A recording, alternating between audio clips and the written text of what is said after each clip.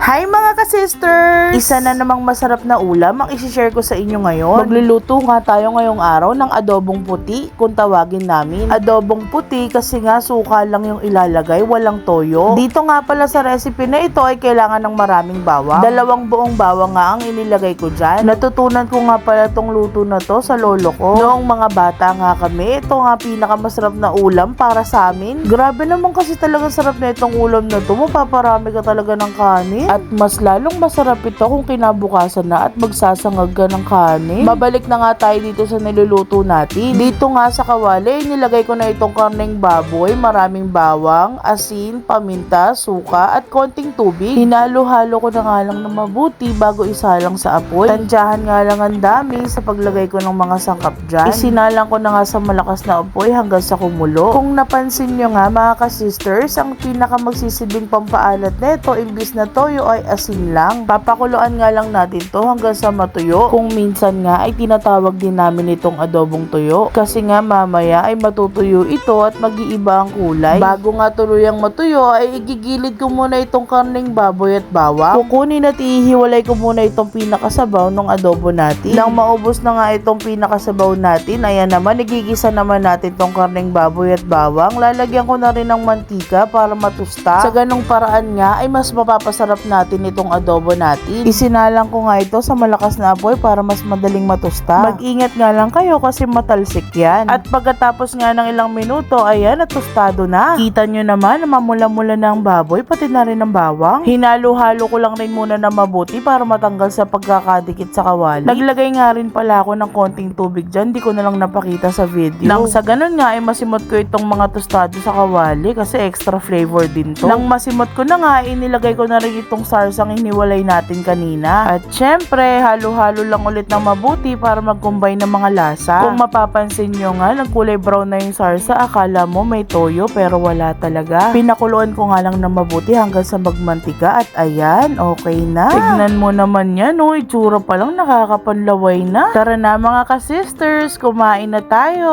Thank you Lord palagi sa pagkain at blessings. Medyo nakakatakot nga lang kainin to pag naparami ka kasi ayan, tingnan mo naman pinakasabaw mo mantika at mas lalong sasarap yan kapag pinartneran mo na itong patis na may sili. Nako, sinasabi ko sa inyo mga ka-sister, subukan nyo talaga tong recipe na to, talagang di kayo magsisisi. Di talaga ako mapapahiya sa inyo. Nasubukan ko na nga rin gawin ito sa buto-buto ng baboy, pati na rin sa manok, masarap din talaga. Eto na nga mga ka-sisters, tikman na natin. Masarap talaga tong lantakan pag nakakamay.